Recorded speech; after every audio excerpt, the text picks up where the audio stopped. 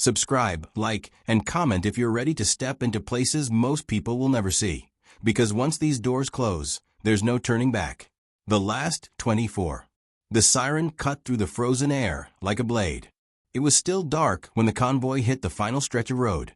Headlights slicing through falling snow, engines low and steady, tires crunching over ice that hadn't melted in weeks. The land around them was flat, empty, unforgiving.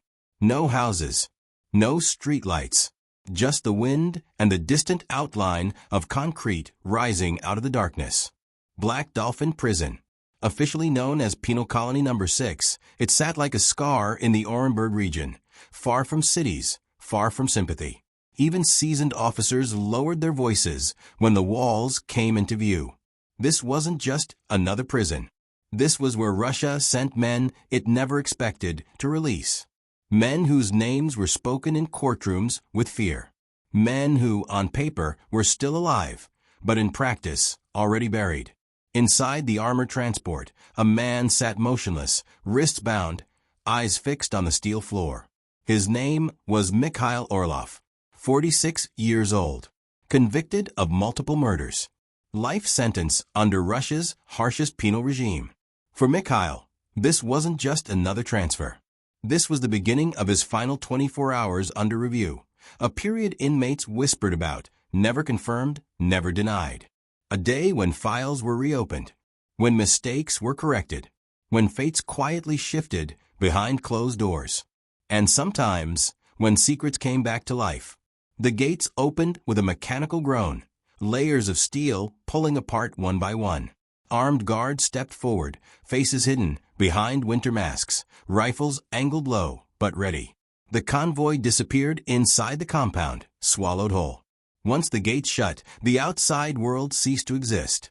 Black Dolphin operated on rules that didn't need to be explained.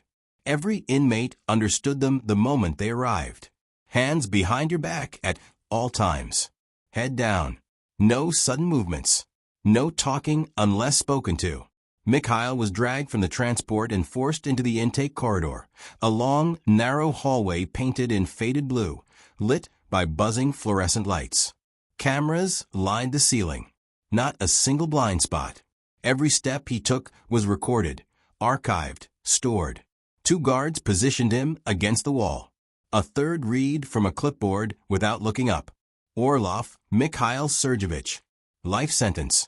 Special regime. The words echoed. A metal door slid open. Another corridor. Another camera. Another lock. This prison wasn't designed for rehabilitation. It was designed for containment. Every inch of the building reflected that purpose. Cells measured just a few steps across. Beds bolted to the floor. Windows too narrow to reach. Light controlled from the outside. Silence enforced like law.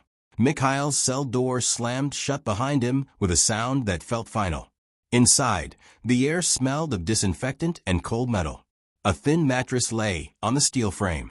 A small shelf held a plastic cup and a dented bowl. On the wall, a faded number marked decades of occupancy. He sat down slowly. Somewhere in the building, a clock ticked. Or maybe it was just his heart. What most people never understood about Black Dolphin was that the punishment wasn't violence. It was time. 23 hours a day alone. 1 hour of exercise in a concrete yard, under armed watch, eyes always down. Meals slid through a slot. Showers timed to the second. No human contact unless necessary, and even then, always controlled. For men like Mikhail, years blurred together. Days lost meaning. Seasons were guessed by temperature changes and the quality of light through the window. But today was different.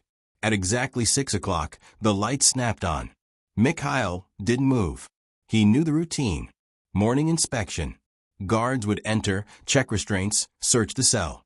But instead of the usual 2 officers, 4 arrived. That never happened. They ordered him to stand, shackled his ankles, secured his wrists, hooded his head. As they escorted him down the corridor, Mikhail felt something shift deep in his chest. Not fear, not hope, recognition. He'd heard rumors. Whispers passed between cells, through pipes and walls. Stories about men taken out for review. About files re-examined. About witnesses who changed their stories years too late. And about men who never returned. They led him into an interrogation room, small, windowless, cold. The hood came off. Across the table sat two figures. One wore a prosecutor's badge. The other didn't introduce himself at all. The man, without a badge, slid a folder across the table. "Do you recognize this case file?" he asked calmly. Mikhail stared at the cover. It was his original investigation. The murders that had put him here. The ones he had confessed to under pressure, after sleepless nights and promises whispered by men who no longer answered their phones. "You have 24 hours, the man continued. "After that, the review ends." Mikhail laughed softly, a dry, broken sound. "Review for what?" he asked. "You don't release people from here." The prosecutor finally looked up. "No," he said, "but we correct mistakes." Word traveled fast inside Black Dolphin, even without words. When Mikhail was escorted back to his cell, inmates sensed something had changed. Guards moved differently. Doors opened more often than usual. Files were being pulled from archives long considered dead. In another wing, Sergei Volkov listened carefully as footsteps passed his cell for the third time that morning. Sergei had been inside Black Dolphin longer than most. Former investigator, convicted of corruption, evidence tampering, and conspiracy tied to multiple violent crimes. He knew how the system worked because he had helped design it, and he knew exactly why Mikhail Orlov's file would suddenly matter again. Years ago, Sergei had buried a report, one that tied a series of murders not to Mikhail, but to someone much closer to power. Someone untouchable at the time. Someone who had since fallen out of favor. Regimes changed. Loyalties shifted. And in places like Black Dolphin, forgotten truths had a way of resurfacing when they became useful again. Sergei sat on his bunk, hands trembling. If Mikhail talked, the past would come crashing back. And Sergei knew the prison didn't forgive loose ends. By afternoon, Mikhail was summoned again. This time, they showed him photographs he had never seen before. Crime scenes from different regions. Similar patterns. Similar methods. "You were a convenient suspect," the man without the badge said. "But not the only one." Mikhail's throat tightened. For years, he had lived with the weight of crimes he didn't fully remember committing, or maybe never committed at all. Confessions extracted in rooms without cameras. Signatures placed on documents he hadn't been allowed to read. "Why now?" Mikhail asked. The man closed the folder. "Because the person who actually ordered those killings is no longer protected." Mikhail leaned back, chains clinking. "So I was sacrificed," he said quietly. The prosecutor didn't deny it. "You have one chance," the man continued. "Tell us everything you remember. Names, places, conversations. And if I don't," the man stood, "then this prison will be the last thing you ever know." As night fell over Black Dolphin, the temperature dropped even further. Frost crept along the edges of the windows. Lights dimmed but never turned off completely. In his cell, Mikhail lay awake, staring at the ceiling. For the first time in years, sleep refused to come, not because of despair, but because of possibility. Freedom was unlikely. Exoneration even more so. But truth? Truth had weight. And weight could crush anyone standing beneath it. Down the corridor, Sergei Volkov pressed his ear against the wall, listening for sounds that might confirm his worst fears. In another building, guards whispered among themselves, uneasy. Files were moving. Orders were changing. High-level calls were being made to Moscow. And somewhere deep inside the prison's administrative wing, a locked room was opened for the first time in decades. Inside it were records that had never been meant to survive. As midnight approached, Mikhail was escorted out of his cell once more, this time not toward interrogation rooms, but toward a part of the prison inmates were never supposed to see. The basement. The door at the end of a corridor was old, heavier than the others, untouched by routine. The guard hesitated before unlocking it, and when the door finally opened, revealing what lay inside, everything Mikhail thought he knew about his sentence, his crimes, and his final days inside Black Dolphin Prison began to unravel. Because the truth waiting in that basement wasn't just about his past. It was about who was still pulling the strings, and who would do anything to keep them hidden. The files that shouldn't exist. The basement air was colder than the rest of Black Dolphin, sharp enough to sting the lungs. The kind of cold that seeped into bone and stayed there. Mikhail felt it immediately as the door closed behind him with a hollow metallic echo. The sound traveled down the corridor and vanished, swallowed by concrete walls that had absorbed decades of secrets. The lights flickered on one by one, revealing a narrow passage lined with steel cabinets. Each was marked with faded numbers and Cyrillic letters, some scratched out, others deliberately painted over. This wasn't storage for supplies or maintenance records. This was where the prison kept what it never wanted discovered. The man without the badge stepped forward, hands clasped behind his back. "Everything in this room officially doesn't exist," he said, "which is why you were never meant to see it." Mikhail swallowed hard. One of the guards unlocked a cabinet and pulled out a thick file, its edges yellowed, its binding held together with string. When it was placed on the table, Mikhail recognized his own name written across the front, alongside several others. Some he had never seen before. "These are parallel investigations," the man explained. "Cases that were never merged, never presented in court. Different regions, different suspects, same outcome." Mikhail flipped through the pages slowly. Forensic reports, witness statements, ballistics comparisons. And then his breath caught photographs from crime scenes that had occurred months after his arrest. "That's impossible," he said. "I was already in custody." "Yes," the prosecutor replied quietly, "which means someone else was continuing the work." The room felt smaller. The walls seemed to close in as realization crept through Mikhail's chest. He hadn't been the monster they needed to lock away. He had been the cover. Back in cell block C, Sergei Volkov felt the shift before he heard it. Guards moved faster now. Their footsteps no longer followed the lazy, predictable rhythm of routine. Doors opened and closed out of sequence. Names were called that hadn't been spoken aloud in years. Sergei sat on his bunk, hands locked together so tightly his knuckles had gone white. He knew those files. Or, at least, he knew of them. Years ago, when he still wore a badge and sat on the other side of the table, Sergei had been part of a task force designed to resolve a growing list of unsolved violent crimes. The pressure from above had been relentless. The public wanted answers. The government wanted silence. Mikhail Orlov had been perfect. A troubled past. Prior offenses. No powerful friends. A confession could be arranged. Sergei remembered the meeting clearly. A smoky office. A superior leaning back in his chair, voice calm, almost bored. "We don't need the truth," the man had said. "We need closure." Sergei had signed off on the paperwork. He had buried the conflicting evidence. He had convinced himself it was necessary. Now, years later, the past was clawing its way out of the ground. And Sergei was still trapped inside the same walls as the man he helped destroy. Mikhail was returned to his cell just before dawn. Sleep came in fragments, short, broken moments filled with half-remembered interrogation rooms and voices echoing from somewhere behind the walls. When the lights snapped on again, he was already awake. This time, he wasn't taken alone. 2 other inmates were escorted into a separate wing of the interrogation floor.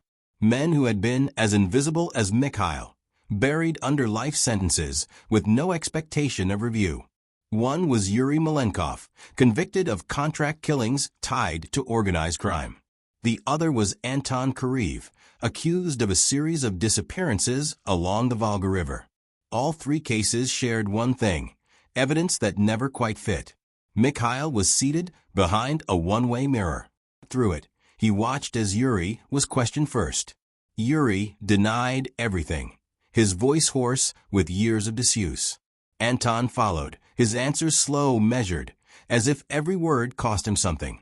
Then the man, without the badge, entered Mikhail's room again. "They're not here to be released," he said. "They're here to confirm a pattern." "What pattern?" Mikhail asked. The man slid a single photograph across the table. It showed a symbol carved into concrete. A crude mark, barely visible, but unmistakable once you saw it. Mikhail felt his stomach drop. He had seen that symbol before on the wall of a holding cell years ago, during one of his transfers. At the time, he thought nothing of it. Just another scratch in a forgotten place. That mark appears at 17 crime scenes, the man said, across 5 regions, over 12 years. Mikhail's mouth went dry. And you think? We know, the man interrupted. It's a signature, not yours. Silence stretched between them. Who then? Mikhail finally asked. The man didn't answer. Not yet. Sergei Volkov was summoned shortly after midday. 2 guards escorted him down corridors he hadn't walked since his sentencing. The smell of disinfectant was stronger here, sharper. He was placed in a small room with a single table and 2 chairs. Across from him sat a woman he didn't recognize. She introduced herself simply as Investigator Levin. You help build cases, she said, without preamble. You understand how evidence can be shaped. Sergei said nothing. She placed a stack of documents on the table. These are the reports you altered, she continued. Ballistics inconsistencies. Witness timelines. Phone records that didn't align. Sergei's eyes flicked over the pages. His signature was everywhere. You buried the link between these crimes and a third party, Levin said. Someone who was protected at the time. Sergei laughed softly, bitterly. You think you're the first to notice, he asked. You think I could have acted alone? Levin leaned forward. No, she said. But you're the first one we can reach. The implication hung heavy in the air. You're using us, Sergei said. All of us. This isn't justice. It's politics. Levin didn't deny it. It's both, she replied. And right now, you're standing on the wrong side of it. That evening, the prison went into lockdown. No announcement, no explanation, just the sudden slam of reinforced doors and the hum of generators kicking in. Inmates were confined to their cells. Guards doubled their patrols. Surveillance feeds were rerouted. Inside the administrative wing, a secure video call connected Black Dolphin to offices hundreds of miles away. Names were spoken quietly. Orders issued carefully. One name, in particular, surfaced again and again, General Viktor Sokolov. Former intelligence liaison. Decorated war hero. Untouchable for most of his career. Until now. Mikhail learned the name during his 3rd interrogation. Sokolov, they told him, had overseen a covert unit responsible for unofficial operations. Eliminations disguised as unrelated crimes. Scapegoats planted when necessary. Mikhail had been one of those scapegoats. You were never meant to survive long enough to question it, the man without the badge admitted.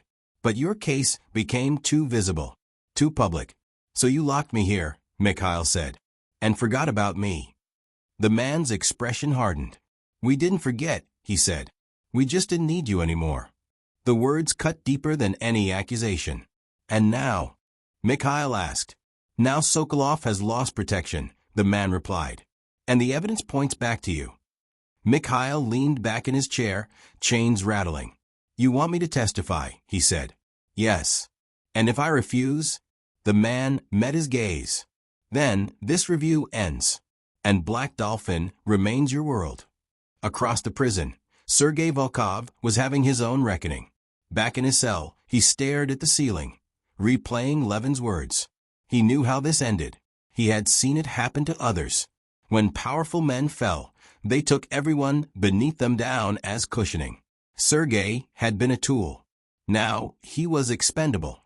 That night, during the 1 hour inmates were allowed to move for hygiene checks, Sergei slipped a folded note through a crack in the wall shared with the neighboring cell. Mikhail found it later, tucked near the edge of his bunk. It contained only 4 words. They'll erase us all. Mikhail sat on the steel frame, the paper trembling slightly in his fingers.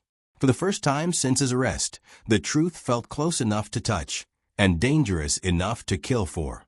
The following morning, a guard failed to report for duty. By noon, whispers spread among the staff. A search was quietly initiated. Cameras were reviewed. Logs checked. The guard's last recorded location was near the basement archives. When they found him, slumped against a locked door in a service corridor, his expression frozen in shock, it sent a chill through everyone who saw him. There were no visible injuries, no signs of a struggle, just a dropped keycard and a single word carved into the concrete beside him, the same symbol from the crime scenes. And suddenly, the investigation was no longer about the past. It was about who was still active inside the walls of Black Dolphin Prison. As alarms echoed through the compound and guards scrambled to secure every wing, Mikhail was pulled from his cell yet again. This time, the man without the badge looked shaken. "We have a problem," he said. Mikhail raised an eyebrow. "So do I," he replied. "Someone out there doesn't want the truth coming out." The man nodded grimly. "And they're closer than we thought." As the prison descended into chaos, one thing became terrifyingly clear. The most dangerous person connected to the case might not be on death row at all. They might already be free, and willing to kill to stay that way. The final hour. The alarms did not stop. They pulsed through Black Dolphin Prison in long, echoing waves, a mechanical heartbeat that turned every corridor into a tunnel of dread. Red emergency lights bled across concrete walls, casting distorted shadows that stretched and twisted like living things. Somewhere deep inside the complex, steel doors slammed shut in sequence, sealing off entire wings. Mikhail Orlov stood in the holding corridor outside the interrogation rooms, wrists cuffed, flanked by two guards whose eyes betrayed fear they were trained never to show. "This place was built to hold monsters," Mikhail said quietly. "But it was never designed to protect them." Neither guard responded. The man without the badge walked toward him, his steps fast, controlled, but no longer calm. The confidence he once carried like armor was cracking. "The symbol," Mikhail said before the man could speak. "It's not history. It's a warning." The man nodded once. "We've confirmed it," he said. The guard wasn't the first. Mikhail's jaw tightened. "How many?" "2 more incidents were buried," the man admitted. "Deaths written off as accidents. Maintenance failures. Heat exhaustion." Mikhail let out a slow breath. "He's cleaning up," he said. "Anyone who can connect the dots." The man, without the badge, looked at him carefully. "Then you know who he is." Mikhail didn't hesitate. "Yes." Across the prison, Sergei Volkov sat on the edge of his bunk, staring at the concrete floor as if it might open and swallow him whole. He had spent years believing he deserved Black Dolphin, believing that his guilt was settled, his punishment earned. But now, as the truth surfaced piece by piece, he understood something far worse. He wasn't being punished. He was being stored. Sergei heard footsteps approach. He looked up just as the slot in his cell door slid open. "Volkov," a guard said. "You're being moved." Sergei stood slowly. "Where?" he asked. The guard didn't answer. As Sergei stepped into the corridor, he noticed something wrong immediately. The escort was light. Too light. Only one guard, no backup, no cameras tracking his movement. "You're not taking me to admin," Sergei said. The guard stopped. For a long moment, they stood there, the alarm still howling in the distance. Then the guard spoke in a voice that was not his own. "You were never meant to leave this place," the man said. Sergei felt the blood drain from his face. "You," he whispered. The guard smiled faintly.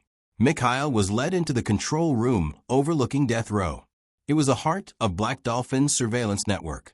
Walls of monitors showing every corridor, every cell, every blind corner engineered to eliminate hope. Operators sat frozen at their stations, waiting for orders that hadn't come. The man without the badge pointed to one screen. A guard escorting Sergei Volkov down a maintenance corridor. "That's not one of ours," he said. Mikhail leaned closer. "I know," he replied. The feed flickered. Then it cut to static. General Viktor Sokolov had always believed in systems. Systems created distance. Distance created safety. From the outside, Black Dolphin Prison was an impenetrable fortress. From the inside, it was a maze of routines, access codes, and trusted faces. Faces like his. Sokolov had arranged his visit weeks earlier under the guise of a historical audit. No one questioned a man with his record. No one ever had. Now, wearing a guard's uniform stripped of insignia, Sokolov moved through the restricted corridors with practiced ease. He knew where the cameras didn't reach. He knew which doors opened slower than others. He knew which men would hesitate.